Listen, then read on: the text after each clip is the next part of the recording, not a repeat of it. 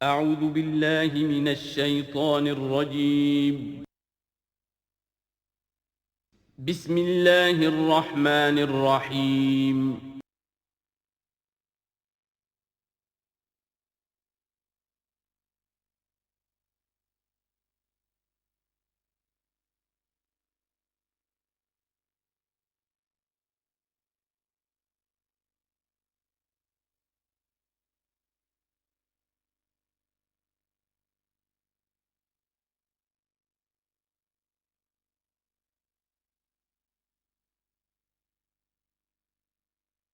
نحمده ونصلي على رسوله الكريم اما بعد فاعوذ بالله من الشيطان الرجيم بسم الله الرحمن الرحيم سيقول السفهاء من الناس ما ولاهم عن قبلتهم التي كانوا عليها قل لله المشرق والمغرب يهدي من يشاء الى صراط مستقيم صدق الله العظيم۔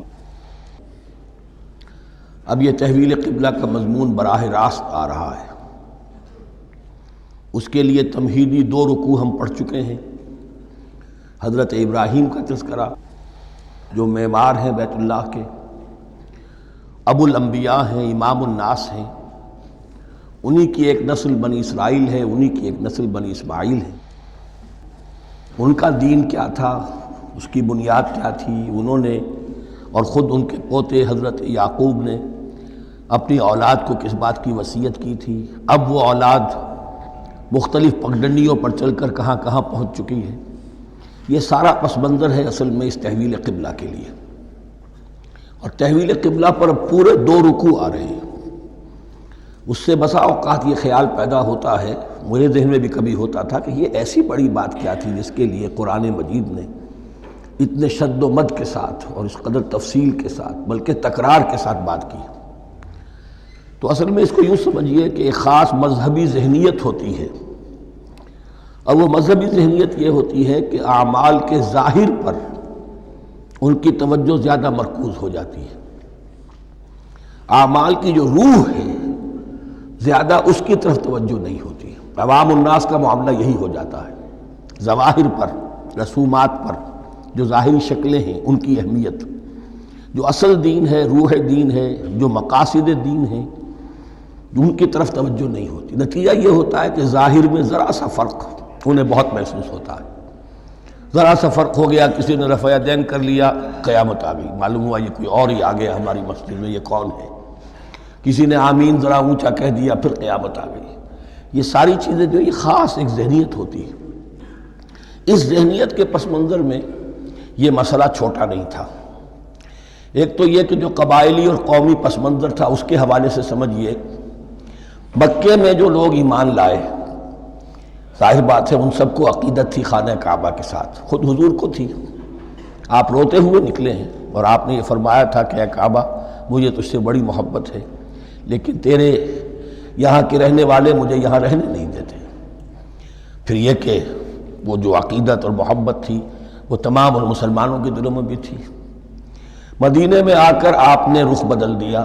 جب تک مکے میں تھے معلوم ہوتا ہے کہ حضور جب کھڑے ہوتے تھے نماز کے لیے تو آپ اس طرح کھڑے ہوتے تھے کہ بیک وقت استقبال قبلتین ہو جاتا تھا، یعنی جو جنوبی دیوار ہے ایک طرف وہ کونا ہے جس میں حجر اسود ہے، اور دوسری طرف وہ یمانی ہے، رکن یمانی جو یمن کی طرف ہے، جنوب کی طرف ہے۔ ادھر کوئی شخص کھڑا ہوگا اور وہیں پر انہی کے درمیان جو ہے جب طواف کیا جاتا ہے تو دعا مانگی جاتی ہے، ربنا آتنا فی الدنیا حسنۃ وفی الآخرۃ حسنۃ وقنا عذاب النار۔ باقی پورے طواف میں آپ جو چاہیں دعا مانگے، لیکن یہاں یہ دعا ہے خاص۔ اب اگر کوئی شخص ادھر کھڑا ہو کر نماز پڑھ رہا ہے تو کعبہ تو سامنے ہے ہی، ٹھیک سیت میں یروشلم بھی ہے۔ استقبال القبلتین، ایک ہی وقت میں 2 قبلوں کی طرف رخ ہو گیا۔ مدینہ میں آ کر معاملہ بدل گیا، مدینہ درمیان میں ہے، مکہ مکرمہ اس کے جنوب میں ہے اور یروشلم اس کے شمال میں ہے۔ اب جنوب کی طرف رخ کریں گے تو پیٹھ ہوگی یروشلم کی طرف، یروشلم کی طرف رخ کریں گے تو پیٹھ ہوگی کعبے کی طرف۔ اس میں امتحان ہو گیا ان لوگوں کا جو ایمان لائے تھے کہ آیا وہ محمد الرسول اللہ صلی اللہ علیہ وسلم کے فرمان کی پیروی کرتے ہیں یا اپنی پرانی عقیدتوں اور اپنی پرانی جو روایات ہیں ان کو زیادہ اہمیت دیتے ہیں۔ اللہ کا شکر ہے جو لوگ مکے سے آئے تھے ان کی اتنی تربیت ہو چکی تھی کہ ان میں سے کسی کے لیے کوئی مسئلہ پیدا نہیں ہوا۔ اقبال کا وہ مصرع پھر سنا رہا ہوں، بمصطفیٰ برساں خیش را کے دی ہموست، اگر بہو نہ رسیدی تمام بولا بیست۔ حالانکہ قرآن مجید میں کہیں منقول نہیں ہے کہ اللہ نے حکم دیا تھا، ہو سکتا ہے اللہ نے حضور کو وحی خفی کے ذریعے سے حکم دیا ہو، لیکن وحی جلی میں کہیں نہیں ہے کہ آپ کو حکم دیا گیا ہو کہ اب یروشلم کی طرف رخ کر کے نماز پڑھیے۔ یہ امتحان ہو گیا کہ رسول کا اتباع کتنا کچھ ہے۔ اب جب یہ حکم آیا اب امتحان ہو گیا جو مدینے میں رہنے والے جو ایمان لائے تھے ان کا، اس لیے کہ یہاں یہودی بھی تھے، بعض ان میں سے ایمان لائے، عبداللہ ابن سلام رضی اللہ تعالیٰ عنہ تھے، ان کو علماء میں سے تھے، لیکن جو اور دوسرے لوگ تھے وہ بھی زیر اثر تھے یہود کے علماء کے، ان کے دل میں بھی یروشلم کی عظمت تھی۔ اب جب انہیں رخ کرنا پڑا تو یہ ان کے ایمان کا امتحان ہو گیا۔ تو یہ بڑا امتحان تھا اس میں کہ جو سب کے لیے مثمر تھا، اور مسلمانوں میں سے بعض لوگوں کے دلوں میں یہ خیال بھی پیدا ہوا ہوگا اگر اصل قبلہ یہ تھا تو ہم نے اب تک جو نمازیں پڑھی ہیں وہ تو پھر ہم نے غلط رخ پر پڑھی، ہماری اتنی سالوں کی کسی کو ایمان لائے ہوئے 10 برس ہو گئے، ہماری ان نمازوں کا کیا بنے گا؟ وہ نمازیں ضائع ہو گئیں تو نماز تو ایمان کا رکن رکین ہے، تو بڑی تشویش پیدا ہو گئی۔ اس کے ساتھ ہی ایک مسئلہ یہ پیدا ہوا سیاسی اعتبار سے کہ یہود اب تک تو یہ سمجھ رہے تھے کہ حضور نے اور مسلمانوں نے ہمارا قبلہ اختیار کر لیا ہے، تو گویا کہ ہمارے کیمپ فالوورز ہیں، ہمارا تو انہوں نے اتباع کیا ہے، لہذا ہمیں کوئی خاص اندیشہ نہیں ان کی طرف سے۔ لیکن اب جب قبلہ بدل گیا تو ان کے کان کھڑے ہو گئے کہ یہ تو پھر کوئی نئی اب ملت ہے اور نئی امت کی تشکیل ہو رہی ہے، لہذا ان کی طرف سے مخالفت جو تھی اس کے اندر شدت زیادہ پیدا ہو گئی۔ یہ سارے مضامین تھے کہ جو یہاں پر زیر بحث آ رہے ہیں۔ سَيَقُولُ السُّفَهَاءُ مِنَ النَّاسِ، بہت غیر معمولی ہے اس کا آغاز ہی اس آیت کا۔ ان قریب کہیں گے لوگوں میں سے احمق اور بے وقوف لوگ، مَا وَلَّاهُمْ عَنْ قِبْلَتِهِمُ الَّتِي كَانُوا عَلَيْهَا، کس چیز نے پھیر دیا انہیں اس قبلے سے کہ جس پر یہ تھے، یعنی یہ 16 مہینے نماز پڑھی ہے بیت المقدس کی طرف رخ کر کے یروشلم کی طرف، اب کس چیز نے پھیر دیا انہیں؟ قُلْ لِلَّهِ الْمَشْرِقُ وَالْمَغْرِبُ، دیکھیے وہی الفاظ جو 14ویں رکوع میں آئے تھے جو تمہید بن رہے تھے، کہہ دیجئے کہ اللہ ہی کے لیے ہے مشرق اور مغرب۔ گویا کہ شمال اور جنوب، مشرق و مغرب، شمال و جنوب، محاورے میں مشرق و مغرب زیادہ استعمال ہوتا ہے، سب اللہ کے ہیں، اللہ کسی سمت میں محدود نہیں ہے۔ یہدی من یشاء الی صراط مستقیم، وہ جس کو چاہتا ہے سیدھے راستے کی طرف ہدایت دے دیتا ہے۔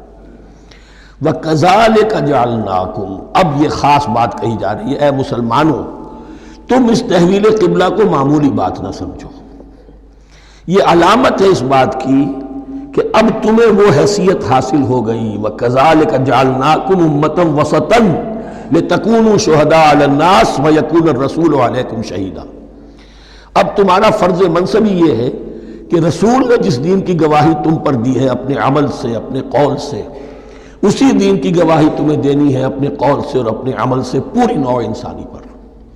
اب تم لنک بن گئے ہو، اب تک نبوت کا سلسلہ جاری تھا، ایک نبی کی تعلیم ختم ہوئی، بگڑ گئی، تحریف ہو گئی، غائب ہو گئی، دوسرا نبی آ گیا، پھر کچھ تیسرا آ گیا، چلے آ رہے، لہذا ہر دور کے اندر اب وہ جو معاملہ تھا تسلسل کے ساتھ چل رہا تھا، اب یہاں نبوت ختم ہو رہی ہے محمد الرسول اللہ صلی اللہ علیہ وسلم پر، تو نوع انسانی تو ختم نہیں ہو رہی، ابھی قیامت تو نہیں آئی ہے، اب آگے لوگوں کو تبلیغ کرنا، ان تک دین پہنچانا، ان پر حجت قائم کرنا، ان کا احقاق حق اور ابطال باطل کا فریضہ سر انجام دینا، یہ کون کرے گا؟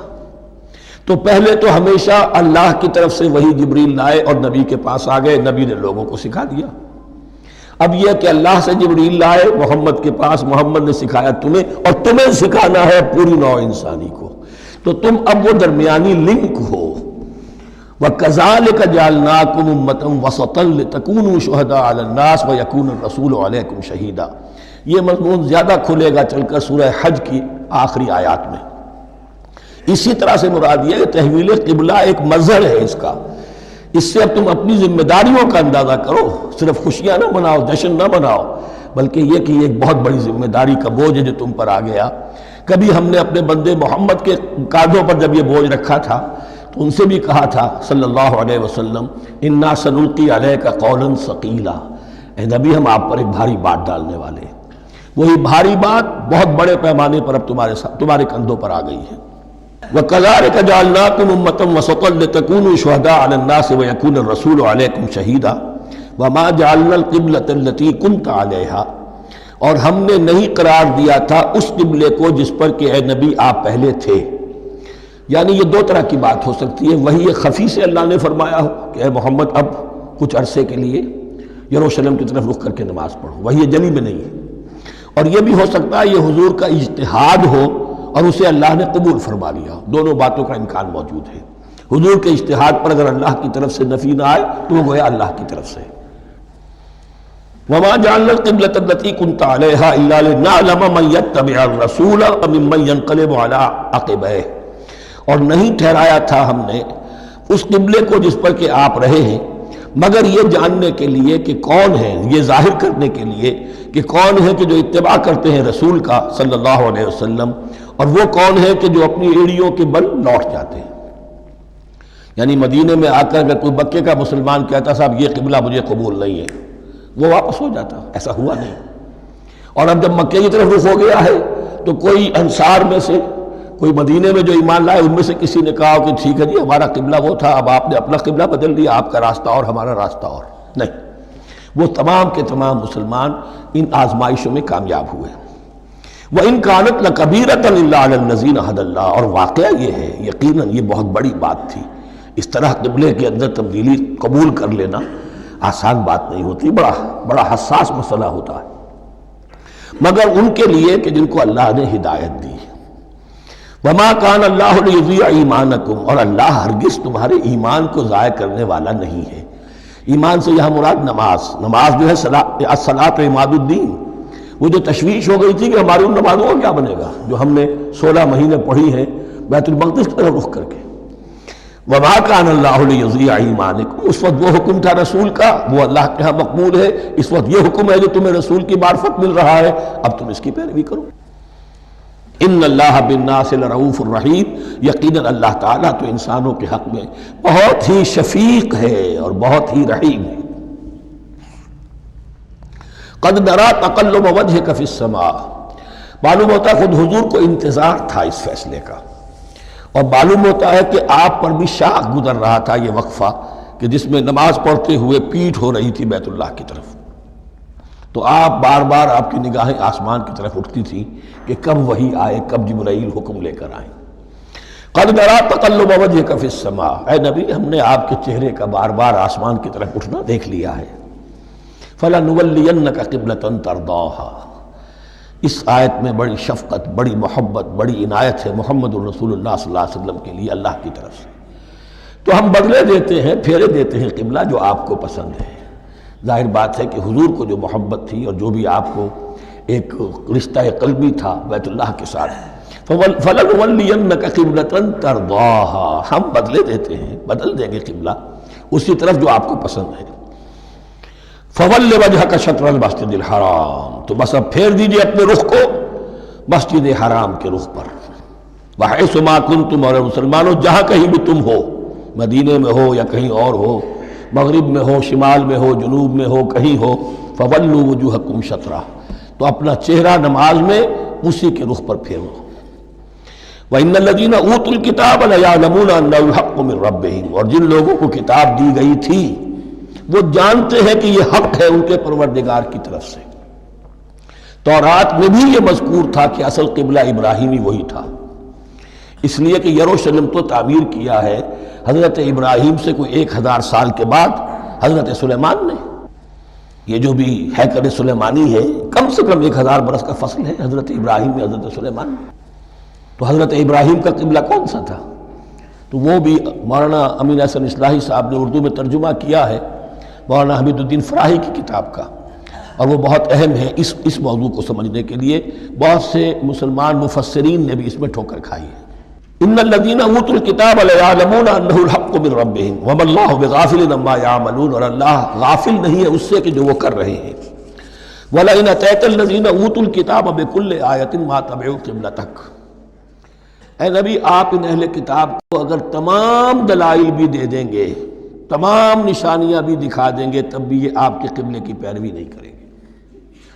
وَمَا أَنْتَ بِتَابِعٍ قِبْلَتَهُمْ، اور نہ ہی اب آپ پیروی کرنے والے ہیں ان کے قبلے کی، یہ تو لکم دینکم ولی دین والا معاملہ ہو گیا۔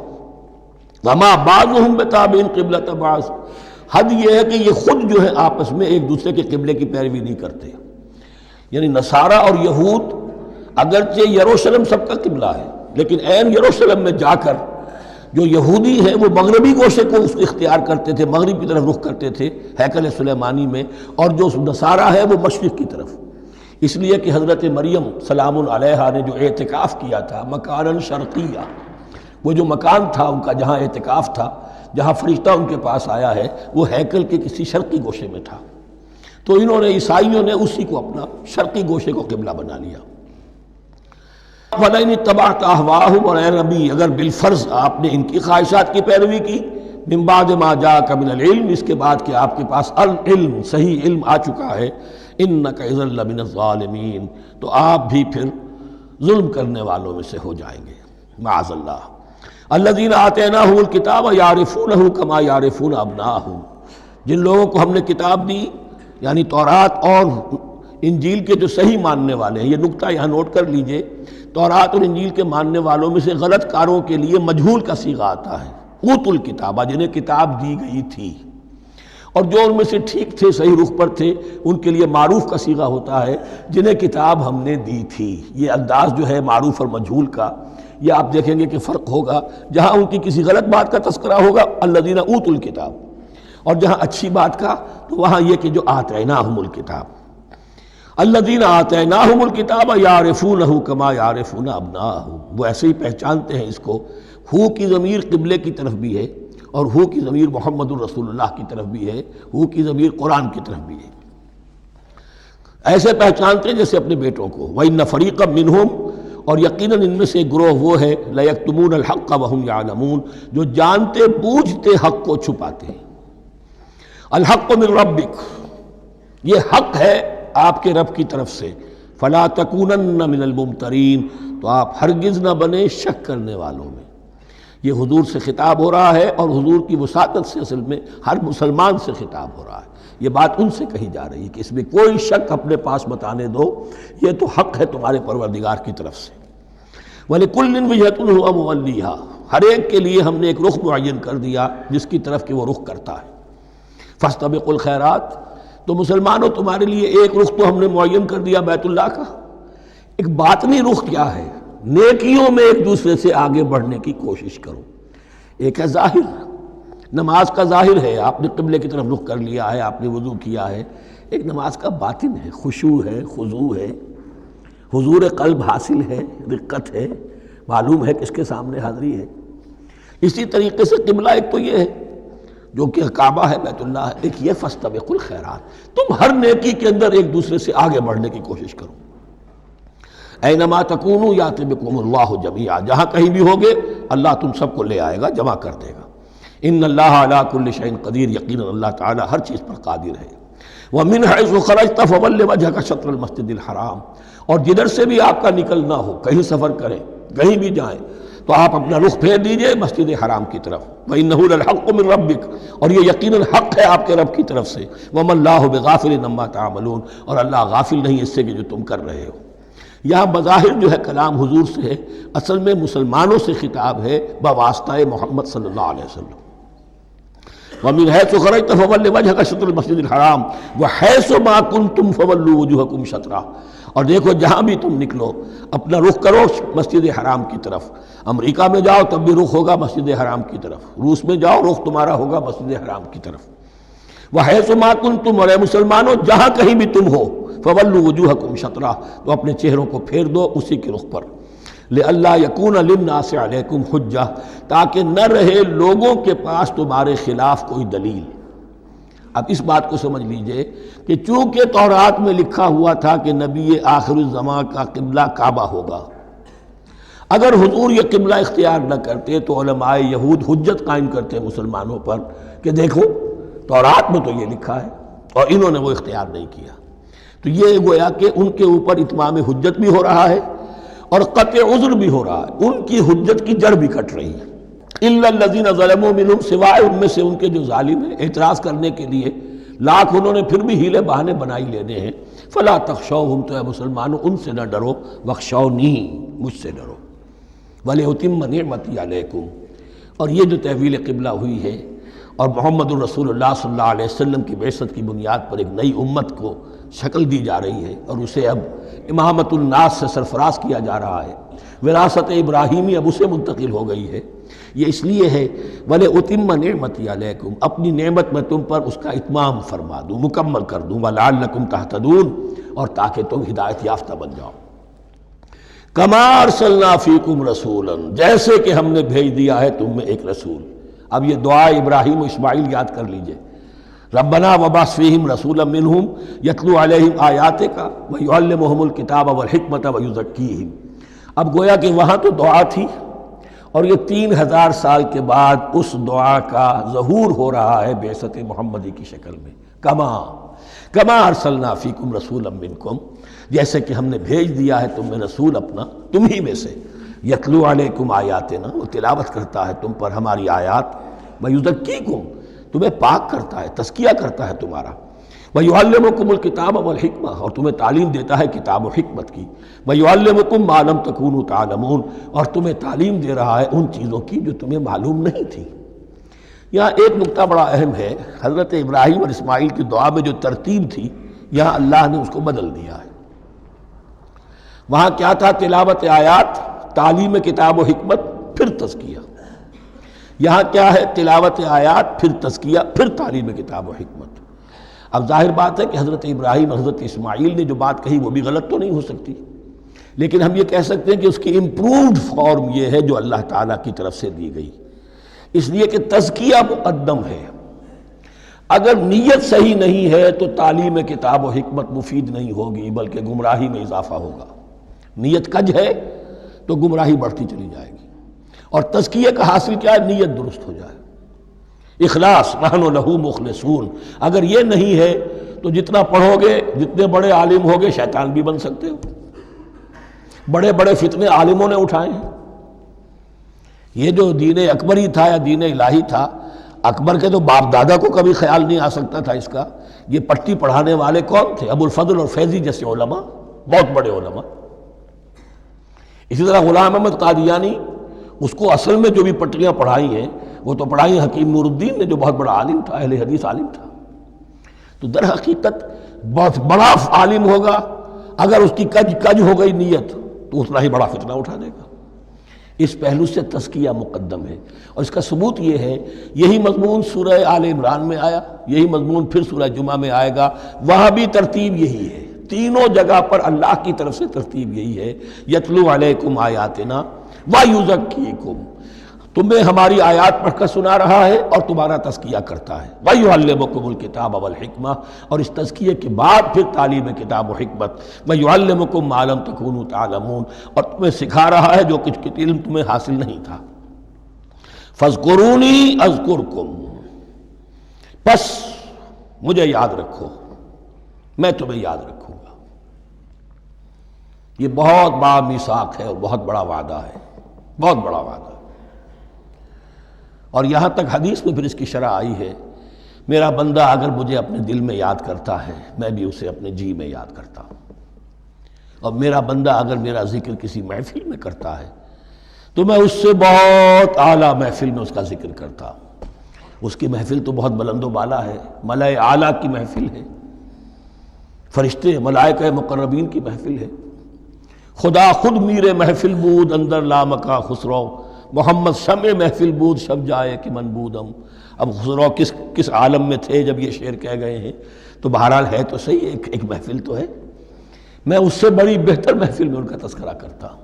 فاذکرونی اذکرکم واشکروا لی ولا تکفرون، اور میرا شکر کرو، میری نعمتوں کا ادراک کرو، اس کا شعور حاصل کرو، اس پر زبان سے بھی شکر ادا کرو، اپنے عمل سے بھی، جوارح سے بھی ان نعمتوں کا حق ادا کرو. یہاں وہ 18 رکوع ختم ہو گئے، نصف اول اس سورہ مبارکہ کا مکمل ہو گیا۔ اب آگے سے خطاب ہے یا ایھا الذین آمنوا، ایک نئی امت آ گئی، چارٹر اس کا آ گیا۔ کیوں بنایا گیا تمہیں؟ لتکونوا شہداء علی الناس ویکون الرسول علیکم شہیدا، تم اب لنک ہو ہمیشہ ہمیشہ کے لیے محمد اور پوری نوع انسانی کے درمیان۔ اسی لیے وہ حدیث بھی تو ہے جو علماء حق ہوتے ہیں ان کے بارے میں فرمایا علماء امتی کا انبیاء بنی اسرائیل، میری امت کے علماء کا مقام وہی ہے جو بنی اسرائیل کے علماء کا، اس لیے کہ اب نبوت تو ختم ہو گئی محمد پر صلی اللہ علیہ وسلم، لیکن یہ کتاب تو ہے، اس کا پہنچانا تو ہے، اس کو عام تو کرنا ہے، حجت تو قائم کرنی ہے، اور صرف تبلیغ سے نہیں عمل کر کے دکھانا ہے، وہ نظام قائم کر کے دکھانا ہے جو محمد عربی نے قائم کیا صلی اللہ علیہ وسلم، تب حجت قائم ہوگی۔ اس کے لیے تمہیں قربانیاں دینی ہوں گی، مشکلیں جھیلنی ہوں گی، جان و مال کا نقصان برداشت کرنا ہوگا، آرام سے گھر بیٹھے ٹھنڈے پیٹوں کفر جگہ نہیں چھوڑ دے گا اور حق نہیں آ جائے گا، کفر کو ہٹانے کے لیے اور باطل کو ختم کرنے کے لیے اور حق کو قائم کرنے کے لیے تن من دھن تمہیں لگانے ہوں گے۔ اب دیکھیے وہ قول آ رہی ہے یا ایھا الذین آمنوا استعینوا بالصبر والصلاۃ، یہی وہ الفاظ تھے کہ وہ جو 7 آیتیں تھیں جن کو میں نے کہا تھا خطاب میں بنی اسرائیل میں وہ بمنزلہ فاتحہ ہیں، ان میں الفاظ آئے تھے واستعینوا بالصبر والصلاۃ وانھا لکبیرۃ الا علی الخاشعین الذین یظنون انہم ملاقو ربہم وانہم الیہ راجعون۔ اب وہی خطاب یہاں ہو رہا ہے یا ایھا الذین آمنوا استعینوا بالصبر والصلاۃ، یہ میں بیان وہاں کر چکا ہوں، ان اللہ مع الصابرین، جان لو کہ اللہ صبر کرنے والوں کے ساتھ ہے۔ اس بیعت سے کیا مراد ہے؟ ایک بات تو متفق علیہ ہے، اللہ کی مدد، اللہ کی تائید، اللہ کی نصرت ان کے شامل حال ہے۔ باقی یہ کہ اللہ تعالیٰ جہاں کہیں بھی ہم ہیں ہمارے ساتھ ہے، کس طرح ہے یہ ہم نہیں جانتے، لیکن یہ فرمایا اس نے کہ میں تو تمہاری دگے جان سے بھی زیادہ قریب ہوں۔ وَلَا تَقُولُوا لِمَنْ يُقْتَلُ فِي سَبِيلِ اللَّهِ أَمْوَاتٌ، اب پہلے ہی قدم پر قتل کی بات آ گئی۔ شرط اول قدم این است کہ مجنوں باشی، پہلا قدم یہ ہے جانے دینے کے لیے تیار ہو جاؤ۔ وَلَا تَقُولُوا لِمَنْ يُقْتَلُ فِي سَبِيلِ اللَّهِ أَمْوَاتٌ، مت کہو ان کو کہ جو اللہ کی راہ میں قتل ہو جائیں مردہ، وہ مردہ نہیں ہے، بل احیاء، وہ زندہ ہے، وَلَٰكِن لَا تَشْعُرُونَ، لیکن تمہیں اس کا شعور نہیں ہے۔ شہداء جو اللہ کی راہ میں قتل ہو جائیں ان کے لیے یوم آخر تک کا انتظار نہیں ہے، ان کو براہ راست جنت پہ داخلہ ملتا ہے۔ قیل ادخل الجنہ قال یا لیت قومی یعلمون بما غفر لی ربی وجعلنی من المکرمین، وہاں تاخیر نہیں ہے، لہذا وہ تو زندہ ہیں۔ یہی مضمون پھر آئے گا سورہ آل عمران میں اور زیادہ نکھر کر، وَلَنَبْلُوَنَّكُمْ بِشَيْءٍ مِّنَ الْخَوْفِ وَالْجُوعِ، اب یہ ہے کہ پہلے سے دکھا دیا، اللہ تعالیٰ دھوکہ نہیں دینا چاہتا۔ دیکھ لو جس راہ میں قدم رکھا ہے اب آزمائشیں آئیں گی، تکلیفیں آئیں گی، رشتہ دار ناراض ہوں گے، بیوی شوہر سے لڑے گی، شوہر بیوی سے لڑے گا، اولاد والدین سے جدا ہوگی، یہ سب کچھ ہوگا، فساد ہوگا، فتور ہوگا، تصادم ہوگا، جان و مال کا نقصان ہوگا۔ وَلَنَبْلُوَنَّكُمْ، ہم لازماً آزمائیں گے تمہیں، بِشَيْءٍ مِّنَ الْخَوْفِ، خوف کی کیفیت سے، وَالْجُوعِ، بھوک، فاقے، کیسے کیسے فاقے آئے ہیں، کیا ہوا ہے غزوہ احزاب میں، کیا ہوا ہے جو اس سے بعد جو جیش العسرہ ہے، تبوک کی جنگ ہے، وَنَقْصٍ مِّنَ الْأَمْوَالِ وَالْأَنفُسِ وَالثَّمَرَاتِ، اور نقصانات ہوں گے مالی بھی جانی بھی، اور ثمرات۔ اب ثمرات یہاں دو معنی دے رہا ہے، چونکہ مدینے والوں کی جو تھی اصل جو ان کی معیشت تھی وہ زرعی تھی، پھل، خاص طور پر کھجور، یہ ان کی پیداوار تھی، جسے آج کل آپ کہتے ہیں کیش کراپ جو ہے ان کی، وہ یہ تھی۔ اب ایسا بھی ہوگا کہ فصل تیار کھڑی ہے، اگر اسے اتارا نہ کھجور سے تو ضائع ہو جائے گی، اور ادھر سے تبوک کا حکم آ گیا نکلو اللہ کی راہ، یہ ساری فصل ضائع ہو جائے گی۔ امتحان ہو گیا کہ نہیں؟ اور اس کے علاوہ ایک اور ہے اس کا مفہوم، انسان کچھ بہت محنت کرتا ہے، جد و جہد کرتا ہے، کیریئر بناتا ہے، اپنا ایک مقام بنا لیتا ہے اس کیریئر میں، اس پروفیشن میں، اس راستے پر آتا ہے تو کچھ اور ہی شکل اختیار کرنی پڑتی ہے۔ وہ تجارت کے زمانے میں جو محنت کی تھی، وہ کیریئر کو اب جمانے میں جو محنت کی تھی، وہ سارا کا سارا معاملہ جو ہے وہ کھو کر پھر اس وادی میں آنا پڑتا ہے۔ وَلَنَبْلُوَنَّكُمْ، یہ بھی ثمرات ہیں نا، محنت کے ثمرات۔ وَلَنَبْلُوَنَّكُمْ بِشَيْءٍ مِّنَ الْخَوْفِ وَالْجُوعِ وَنَقْصٍ مِّنَ الْأَمْوَالِ وَالْأَنفُسِ وَالثَّمَرَاتِ وَبَشِّرِ الصَّابِرِينَ، اور اے نبی بشارت دیجئے صابروں کو، صبر کرنے والوں کو۔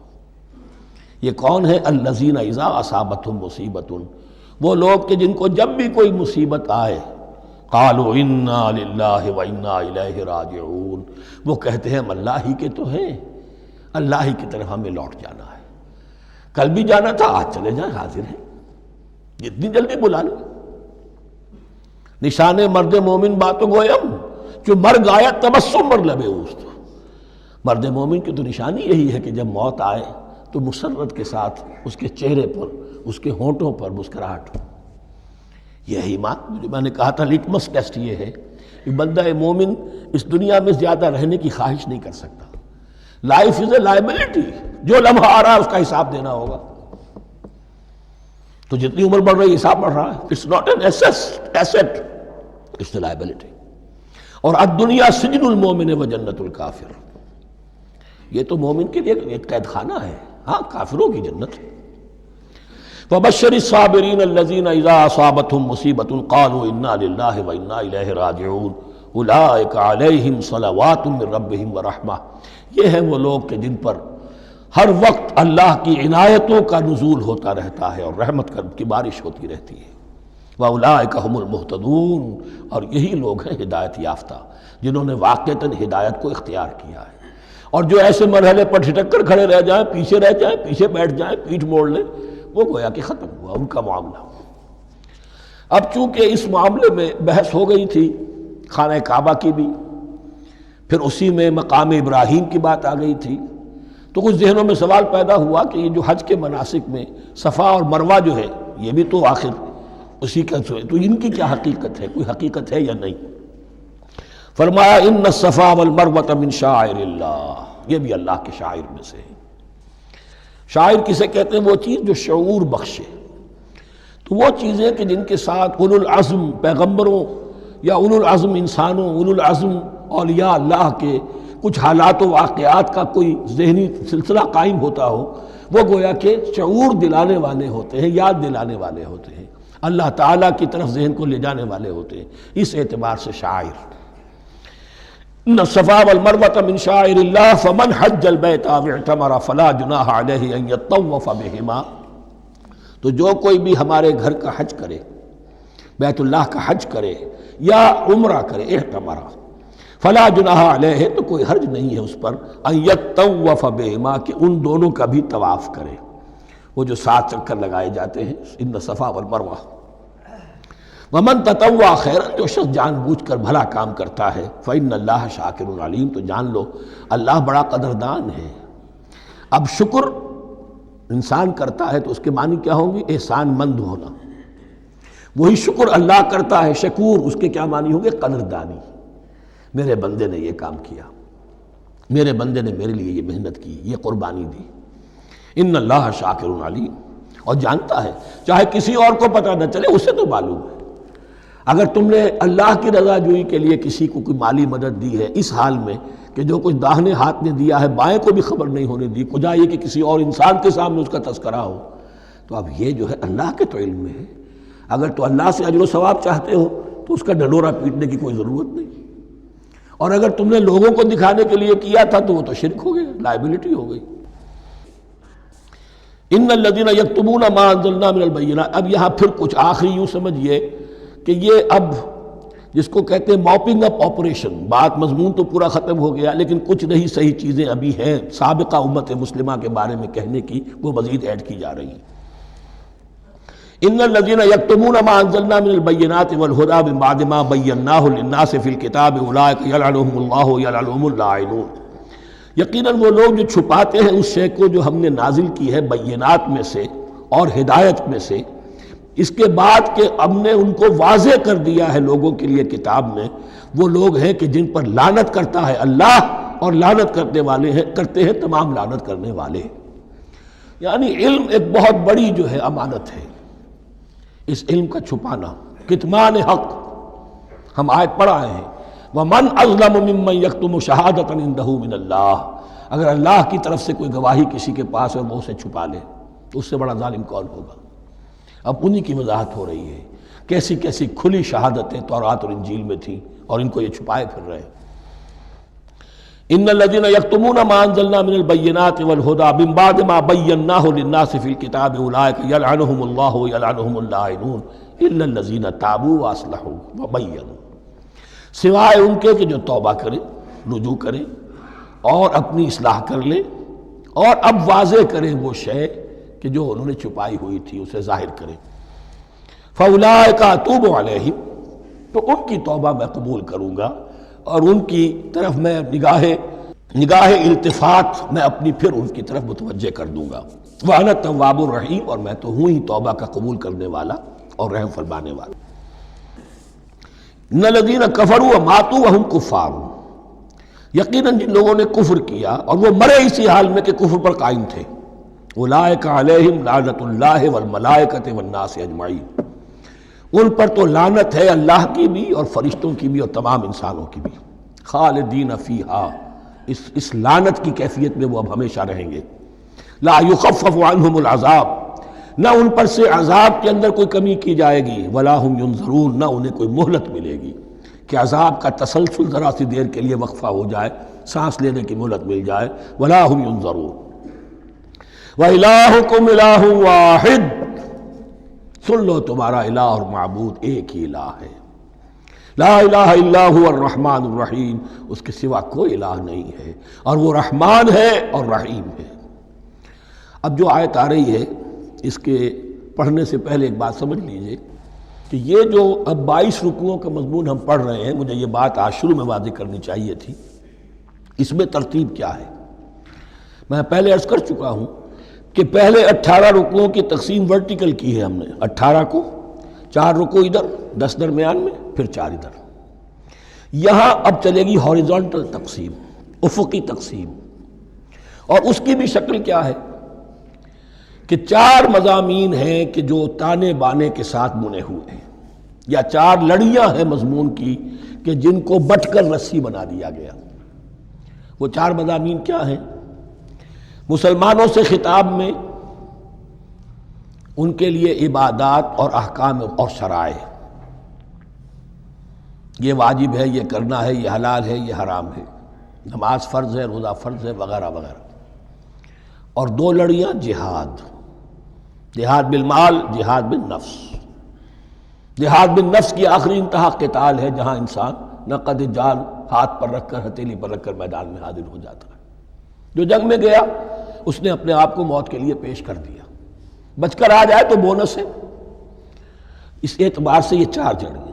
شریعت کو 2 حصوں میں تقسیم کیجئے، عبادات اور پھر بقیہ احکام شریعت، معاملات، جن میں خاص طور پر شوہر اور بیوی کا تعلق جو ہے وہ سب سے اہم ہے۔ لہذا اس صورت میں آپ دیکھیں گے تفصیلی احکام آئیں گے آئلی قوانین کے ضمن میں۔ دوسری طرف جہاد بالمال یعنی انفاق، اللہ کی راہ میں خرچ کرنا، اور جہاد بالنفس جس کی آخری منزل قتال۔ اب یہ 4 لڑیاں اس طرح سے ہیں، فرض کیجئے ایک لال لڑی ہے، ایک پیلی ہے، ایک نیلی ہے، ایک ہری ہے، ان کو بٹ دیا گیا ہے۔ جب ایک طرف سے دیکھیں گے تو کٹا پھٹا نظر آئے گا، رنگ لال نظر آیا، پھر پیلا نظر آیا، پھر نیلا نظر آیا، پھر ہرا، پھر لال، پھر نیلا، پھر پیلا، پھر ہرا۔ تو ایسا معلوم ہوگا جیسے کٹے پھٹے ہیں مضامین۔ لڑیاں کھول دیجئے، معلوم ہوگا ایک لڑی وہ بھی بڑی مسلسل ہے، جہاد بالمال کی، ایک لڑی ہے جہاد بالنفس یعنی قتال کی، ایک لڑی ہے جو عبادات کی، ایک لڑی ہے معاملات کی اور شریعت کے احکام کی۔ یہ 4 لڑیاں، اور یہ تانے بانے کی طرح بنی ہوئی ہیں، لیکن اسی بنتی میں بہت بڑے حسین پھول موجود ہیں۔ طویل آیات اور طویل آیات، عظیم ترین آیات قرآن مجید کی، ان میں سے اب ایک آیت یہاں آ رہی ہے۔ اس کو میں نے عنوان دیا ہے آیت الآیات۔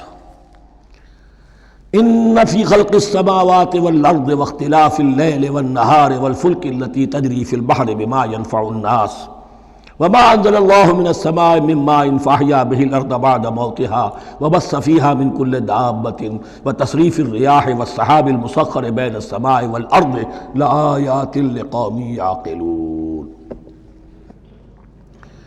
اتنے فینومینا آف نیچر کسی ایک آیت میں جمع نہیں ہے قرآن۔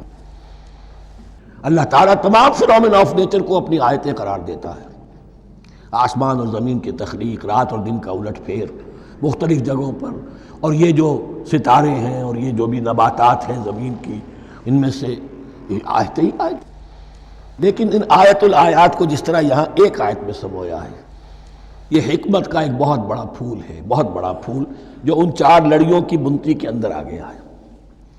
یقیناً آسمان اور زمین کی تخلیق میں اور رات اور دن کے الٹ پھیر میں اور اس جہاز میں یا کشتی میں جو چلتی ہیں سمندر میں یا دریاؤں میں، وہ سامان لے کر جو لوگوں کو نفع دیتا ہے، بما ينفع الناس وما انزل اللہ من السماء من ماء، اور اس پانی میں کہ جو اللہ نے اتارا ہے آسمان سے، فاحیا به الارض بعد موتها، اور پھر اس سے وہ زندہ کر دیتا ہے زمین کو اس کے مردہ ہو جانے کے بعد۔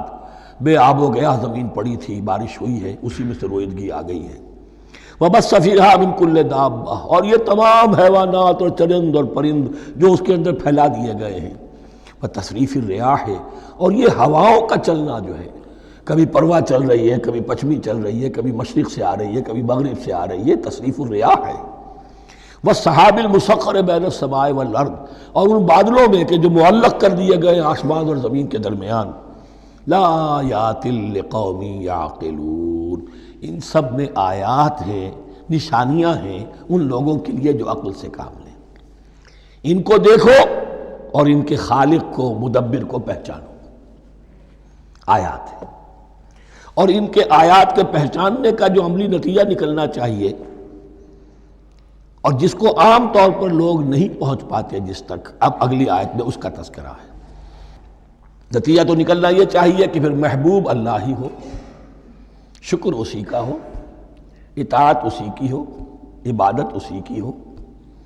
جب سورج میں کچھ نہیں، یہ تو اللہ نے اس کو بنایا ہے، یہ حرارت جو ہے اللہ نے دی ہے، چاند میں کچھ نہیں، ہوائیں چلانے والا کوئی وہی تو ہے، تو اب کسی شے کے لیے کوئی شکر نہیں، کسی شے کے لیے کوئی عبادت نہیں، کوئی ڈنڈوت نہیں، کوئی سجدہ نہیں، بلکہ صرف اللہ کے لیے، اور وہی مطلوب و مقصود بن جائے، وہی محبوب ہو۔ لا محبوب الا اللہ، لا مقصود الا اللہ، لا مطلوب الا اللہ۔ جن لوگوں کی یہاں تک رسائی نہیں ہو جاتی، وہ لوگ کسی اور شے کو اپنا محبوب و مطلوب بنا کر اس کی پرستی شروع کر دیتے ہیں۔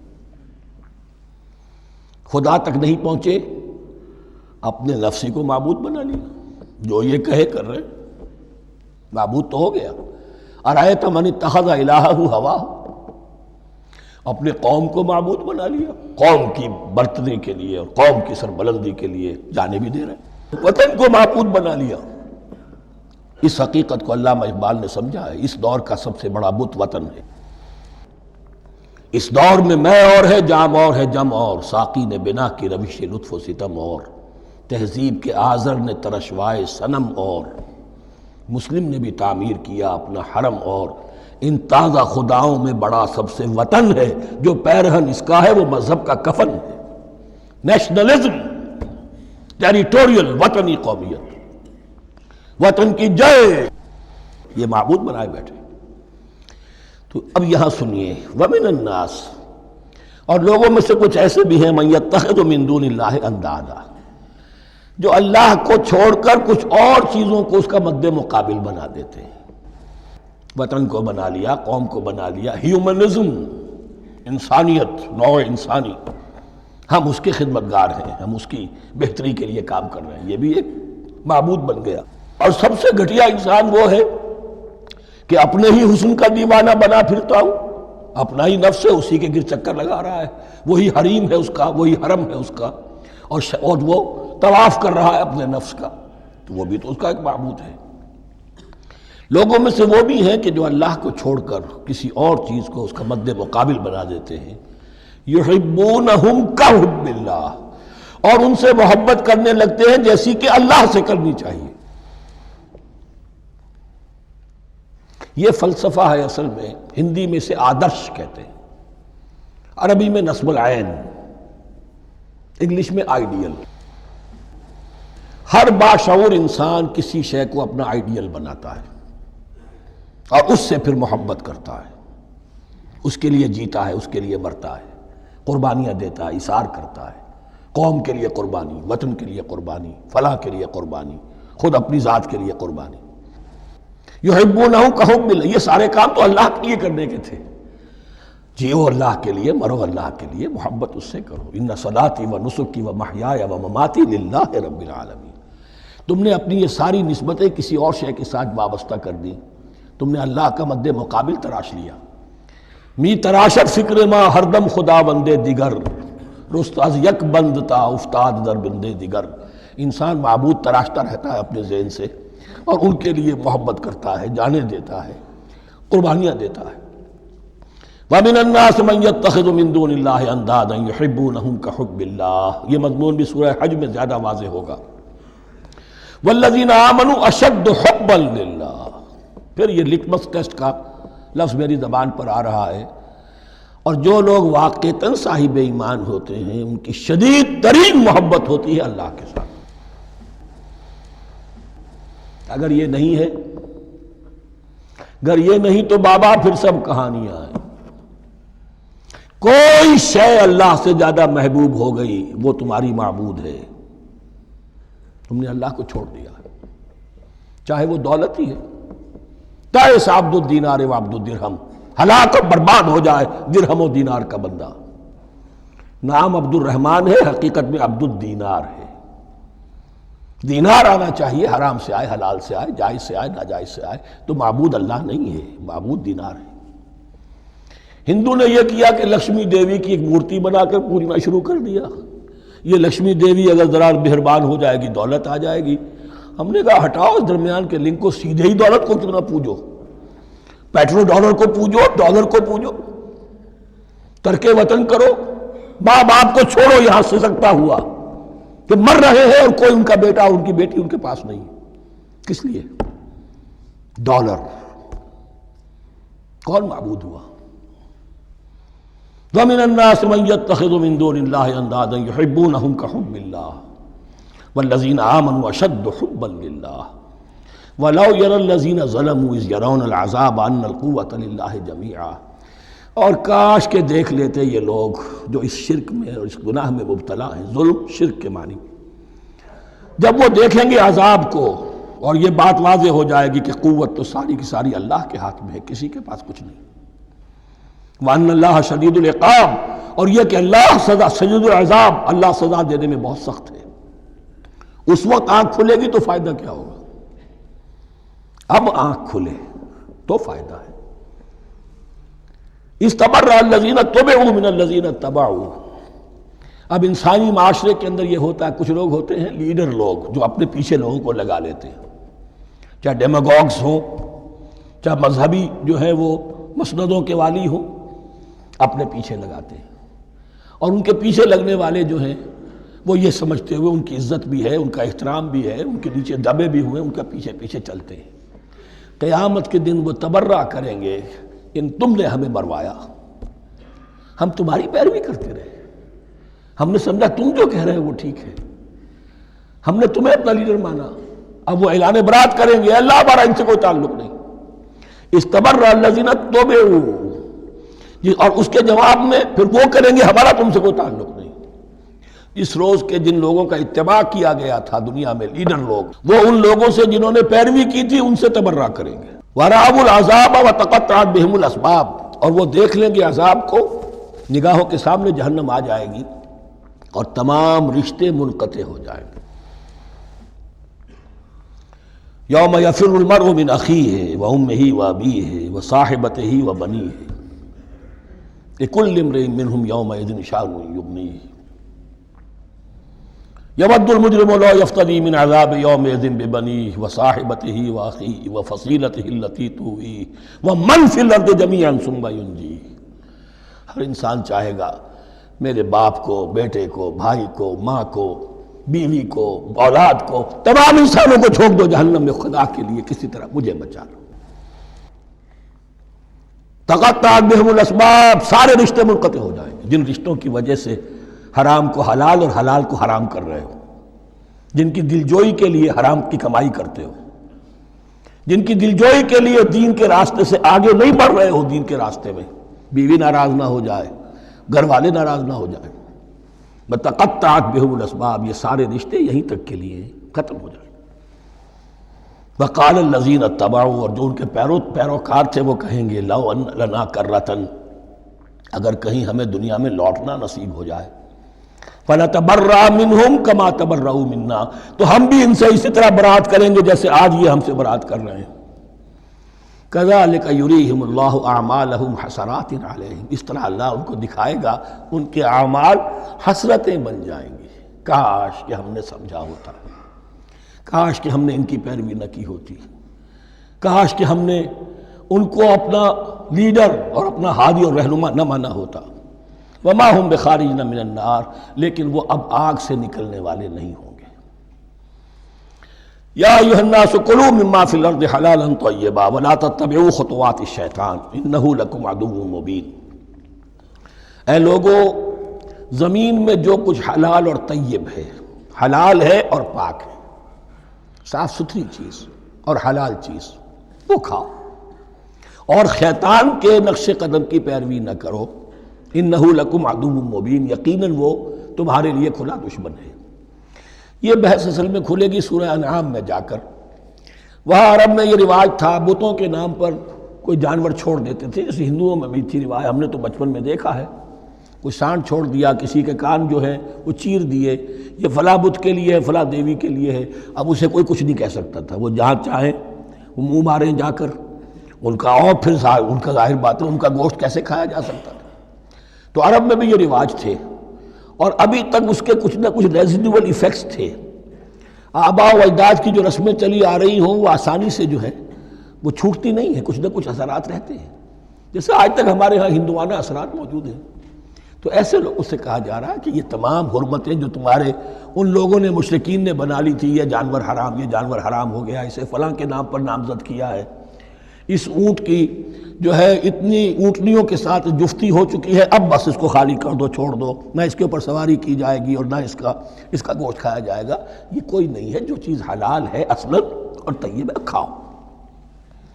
انما یامرکم بالسوء والفحشاء، یقیناً شیطان تمہیں حکم دیتا ہے بدی کا اور بے حیائی کا. وان تقولوا علی اللہ ما لا تعلمون، اور اس کا کہ تم کہو اللہ کی طرف نسبت کر کے جو تم جانتے نہیں ہو کہ اللہ نے حرام کیا. بھائی تمہیں کہاں معلوم؟ کوئی دلیل لاؤ، کسی کتاب میں دکھاؤ کہ اللہ نے یہ چیز حرام کر دی.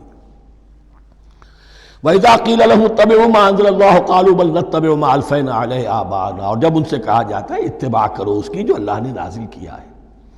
قالوا، وہ کہتے ہیں بل نتبع ما الفینا علیہ آباءنا، ہم تو پیروی کریں گے اس کی جس پر ہم نے پایا اپنے آباء و اجداد کو. اولو کان آباؤہم لا یعقلون شیئا ولا یہتدون، کیا وہ اپنے آباء و اجداد ہی کی پیروی کرتے رہیں گے، خواہ ان کے آباء و اجداد نہ کسی بات کو سمجھ پائے ہوں نہ ہدایت یافتہ ہوئے.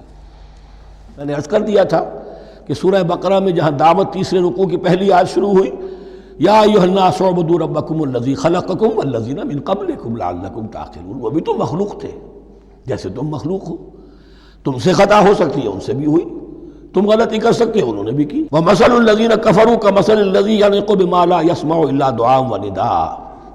یہاں ذرا تمثیل کے اندر ایک پیچیدگی ہے کہ بظاہر ترجمہ تو یہ ہوگا کہ مثال ان لوگوں کی جنہوں نے کفر کیا اس شخص کی سی ہے جو پکار رہا ہے ایسی چیز کو جو نہ سنتا ہے نہ سمجھتا ہے. ہاں یہ پتہ چلتا ہے کہ کچھ پکار رہا ہے، جانور ہوتے ہیں انہیں اور کیا سمجھ میں آتا.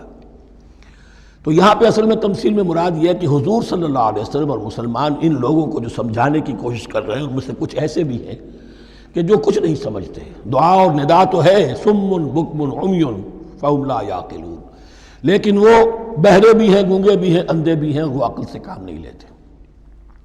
یا ایھا الذین آمنوا کلوا من طیبات ما رزقناکم، اے اہل ایمان کھاؤ ان تمام پاکیزہ چیزوں میں سے جو ہم نے تمہیں دی ہیں. واشکروا للہ، اللہ کا شکر ادا کرو، ان کنتم ایاہ تعبدون، اگر تم واقعتاً اسی کی عبادت کرنے والے ہو. جیسا کہ میں نے عرض کیا سورہ الانعام میں یہ ساری چیزیں آئیں گی اور تفصیل سے. انما حرم علیکم المیتۃ والدم ولحم الخنزیر وما اہل بہ لغیر اللہ. بنیادی طور پر اللہ تعالیٰ نے وہ کھانے کے جو اہل عرب میں اس وقت رائج تھے ان میں سے 4 چیزوں کی حرمت کا اعلان کیا ہے بار بار. مکی صورتوں میں بار بار ہوا ہے اور یہاں پھر یہ مدنی صورت کے اندر گویا کہ آخری بار. انما حرم علیکم المیتۃ، اللہ نے تم پر حرام کیا مردار کو، جو اپنی آپ موت مر گیا، ذبح نہیں کیا گیا، والدم، اور خون حرام ہے، نجس ہے۔ اسی لیے جو ذبح کرنے کا ہمارا طریقہ ہے وہ یہ ہے کہ صرف گردن کو کاٹا جائے تاکہ اس میں شریانے وغیرہ کٹ جائے اور اکثر جو ہے خون جسم کا نکل جائے۔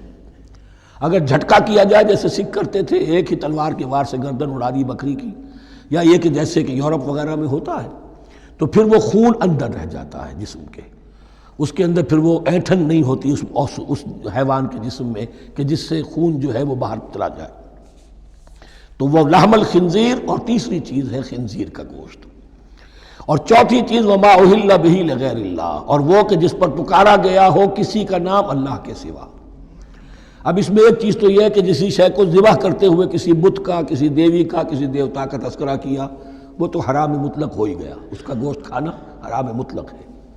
لیکن اسی کے تابع یہ ہوگا کسی بزرگ کا قرب حاصل کرنے کے لیے اس کے مزار پر لے جا کر وہاں ذبح کیا جا رہا ہے، پوچھیں گے تو ہم تو اللہ کے لیے ذبح کر رہے ہیں، تو اللہ کے لیے تو اپنے گھر میں بھی کر سکتے تھے ذبح، یہاں کیوں لائے ہو؟ اس کو تم نے کسی اعتبار سے اس صاحب قبر کا جو ہے اس کا تقرب حاصل کرنے کا ذریعہ بنایا۔ یہ چیزیں بھی اسی کی تابع ہو جائیں گی۔ اللہ کے لیے کرنا تو ہر جگہ کر سکتے ہو، ہم تو صرف ایصال ثواب کے لیے کر رہے ہیں، تو اپنے گھر میں بیٹھ کر کرو گے تو کیا ایصال ثواب نہیں ہو جائے گا؟ ٹھیک ہے اللہ، ہم یہ خرچ کر رہے ہیں، ہم نے یہ جانور ذبح کیا ہے تیرے لیے، اس کا ثواب جو ہے فلاں کو پہنچا دے۔ یہ ہے 4 چیزیں بنیادی طور پر۔ فمن اضطر غیر باغ ولا عاد، ان میں بھی ایک رعایت ہے، اگر کوئی مضطر ہو گیا ہے، مجبور ہو گیا ہے، جان نکل رہی ہے اور کوئی شے کھانے کو نہیں، لیکن 2 شرطیں پوری ہو، غیر باغ ولا عاد، وہ اس حرام کی طرف رغبت نہ رکھتا ہو، اور نہ جو ناگزیر حد ہے جان بچانے کی اس سے آگے بڑھے۔ صرف جان بچانے کے لیے مردار کا گوشت بھی کھا سکتا ہے، سور کا گوشت بھی کھا سکتا ہے، جو بھی چاہے جان بچانے کے لیے یہ رک سکتے ہیں، لیکن اس شے کی طرف کوئی رغبت اور میلان طبیعت میں نہ ہو، یہ اللہ تو جانتا ہے۔ اگر تو معاملہ اس سے ہے تو اس سے تو چھپی ہوئی بات نہیں ہے، اور جتنا ناگزیر ہے جان بچانے کے لیے اس سے آگے نہ بڑھے۔ فلا اثم علیہ، ان 2 شرطوں کے ساتھ جان بچانے کے لیے حرام چیز بھی کھائی جا سکتی ہے۔ ان اللہ غفور الرحیم، یقیناً اللہ غفور الرحیم ہے۔ ان الذین یکتمون ما انزل اللہ من الکتاب ویشترون بہ ثمنا قلیلا، یقیناً وہ لوگ جو چھپاتے ہیں اس کو جو اللہ نے نازل کیا ہے کتاب میں سے اور فروخت کرتے ہیں انہیں بہت حقیر سی قیمت پر، اولئک ما یاکلون فی بطونہم الا النار، یہ لوگ نہیں بھر رہے اپنے پیٹوں میں مگر آگ۔ ولا یکلمہم اللہ یوم القیامہ، اللہ ان سے کلام نہیں کرے گا قیامت کے دن۔ ولا یزکیہم، نہ انہیں پاک کرے گا۔ ولہم عذاب علیم، ان کے لیے دردناک عذاب ہے۔ اولئک الذین اشتروا الضلالۃ بالہدی، یہ ہیں وہ لوگ کہ جنہوں نے ہدایت دے کر ضلالت خرید لی ہے۔ والعذاب بالمغفرہ، اور مغفرت اللہ کی اپنے ہاتھ سے دے کر عذاب خرید لیا ہے۔ فما اصبرہم علی النار، تو کتنا ہے ان کا حوصلہ آگ کے لیے، بڑے صابر ہیں اس جہنم کی آگ کے لیے، کس طرح تیاری کر رہے ہیں۔ ذالک بان اللہ نزل الکتاب بالحق، یہ اس لیے کہ اللہ نے تو کتاب نازل کی حق کے ساتھ۔ وان الذین اختلفوا فی الکتاب لفی شقاق بعید، اور یقیناً جن لوگوں نے کتاب اور شریعت میں پھر یہ پگڈنڈیاں نکالی اختلاف کی، وہ بڑی ہی دشمنی میں اور بڑی ہی شقاوت کے اندر مبتلا ہو گئے۔ بارک اللہ لی ولکم فی القرآن العظیم ونفعنی وإیاکم بالآیات والذکر الحکیم۔